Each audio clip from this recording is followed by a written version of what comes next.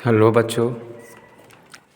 तो आप लोग को पिछला लेक्चरर में हमने प्लेन के बारे में डिस्कस किया था, जो कि आपको एंगल बिटवीन टू प्लेन के बारे में समझाए थे, और फिर गिवन डायरेक्शन क्वेश्चन क्या क्या है सो, और condition for perpendicular, condition for parallel. If two planes are parallel, इस तरह के आप लोग को बताए थे। लेंथ ऑफ परपेंडिकुलर और two plane length of perpendicular के बारे में समझाए थे, और एंगल बिटवीन टू प्लेन इसके बारे में बताए थे। आप लोगों को सब पता होगा। और आइए अब नेक्स्ट लेक्चरर में perpendicular length from the origin plane, perpendicular length from origin to the plane. तो इसका ऑब्जेक्टिव एक क्वेश्चन है, आप लोग बना के दिखाइएगा इसमें कौन सही है, वैसे इसमें कमेंट में ही बताइएगा। और द डिस्टेंस ऑफ प्लेन, ये प्लेन आपका है distance from the this point, ये पॉइंट से इस प्लेन का डिस्टेंस क्या है, ये प्लेन आपका है।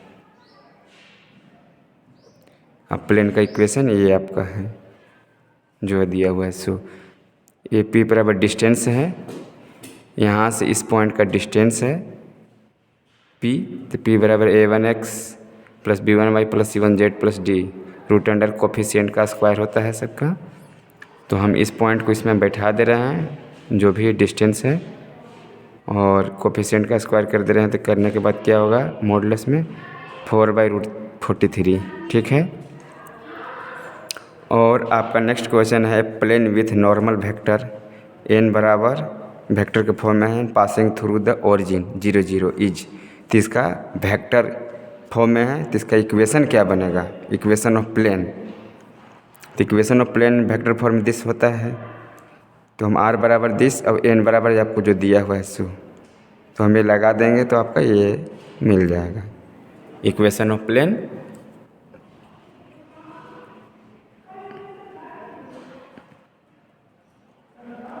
इक्वेशन ऑफ प्लेन, ठीक है। अब आ जाइए स्ट्रेट लाइन। स्ट्रेट लाइन के बारे में कुछ चाहिए जानकारी दे देते हैं। स्ट्रेट लाइन क्या होता है, equation of line in vector form. तो आपने प्रीवियस क्लास में कभी पढ़ चुके होंगे। तो आर क्या है, वेक्टर है, अब ये क्या है, पॉइंट है, प्लस लेमडा बी। तो लेमडा बी क्या होता है, वेक्टर के किसी एक पैरेलल होता है, वो लाइन के एक पैरेलल होता है, जो 12th क्लास में आप लोग पढ़े होंगे। तो आपको ये 3D इस तरह का आपको होगा, और इसका एक पैरेलल कोई वेक्टर यहाँ पर जाता है, ठीक है, ए आर हो जाता है, इसका एक पैरेलल होता है।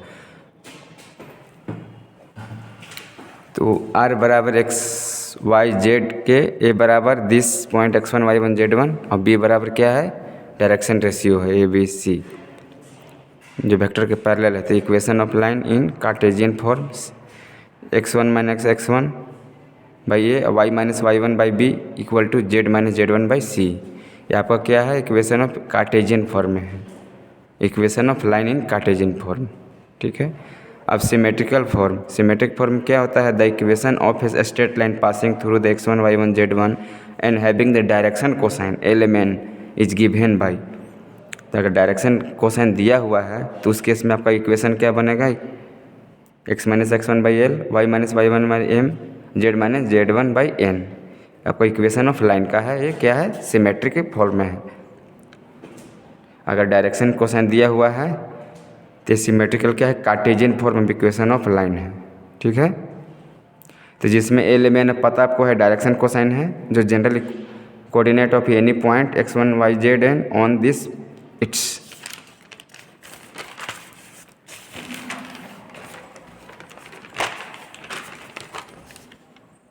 अब देखिए आपका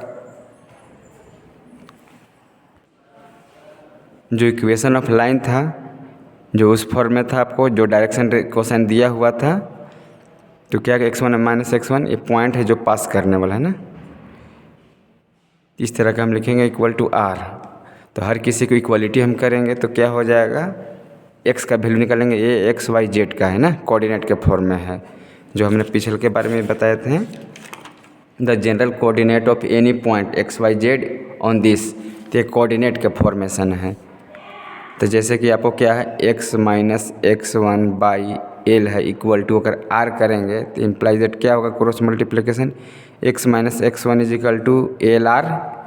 तो x बराबर क्या हो जाएगा, x1 प्लस एल आर। तो वही है आपका ना x1 plus L R, x का कोऑर्डिनेट, ये y का है, इक्वलिटी करेंगे, और ये z का है। ठीक है, तो आज कुछ क्वेश्चन पर the equation of line passing through this point and parallel to X axis. तो पैरेलल टू एक्स एक्सिस कहने का मतलब हो गया कि एक्स एक्सिस में जीरो होगा, जो जिसके लाइन पैरेलल होता है वो एक्सिस के जीरो होता है, और रेस्ट जो जो दो अब एक्सिस है वाई जेड वो परपेंडिकुलर। तो थीटा बराबर 90 डिग्री या एक्स बराबर जो 0 डिग्री है, क्योंकि एक्स एक्सिस के पास कर रही है। द गिवन पॉइंट x1 बराबर 1, y1 बराबर 2 और z1 बराबर 3 and parallel to X axis, यानी थीटा बराबर 0 degree, rest y and z are perpendicular to theta बराबर 90 डिग्री।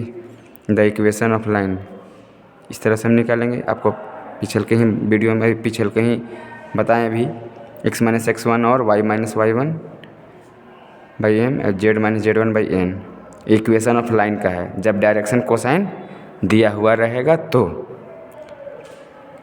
एल एम एन सबसे पहले हम वैल्यू निकालेंगे, और पॉइंट आपका दे दिया गया है x1 y1 z1, और हम क्या निकालेंगे एल एम एन। तो एल एम एन क्या है, डायरेक्शन कोसाइन है। तो इक्वेशन 1 में the parallel to X axis यानी थीटा बराबर 0 डिग्री, तो डायरेक्शन कोसाइन निकालेंगे एल बराबर कोस 0 डिग्री। ये सब पता है, एल बराबर कोस थीटा होता है जो डायरेक्शन कोसाइन होता है। तो 0 डिग्री 1 हो जाएगा, और एम जो कोस 90 डिग्री, क्योंकि वाई एक्सिस में और जेड एक्सिस में क्या है 90 परपेंडिकुलर है, तो 90 डिग्री 0 हो जाएगा। एन बराबर कोस 90 डिग्री 0, यानी कि एल बराबर 1 हो गया, एम और एन 0 0। तो equation of line x minus x1 by 1 equal to y minus y1 by 2 और z माइनस z1 बाई, यहाँ नीचे 0 रहेगा ना 0, क्योंकि एल का वैल्यू 1 आया है, एम का वैल्यू 0 और एन का वैल्यू 0। और पॉइंट है x1 y1 और z1, जो आपका पॉइंट यहाँ पर है वो बैठा दिया गया है। तो यही आपका इक्वेशन ऑफ लाइन का है। तो आप लोग सही से पढ़िएगा, देखिएगा, कुछ वीडियो के माध्यम से सिखाया जा रहा है। Thank you.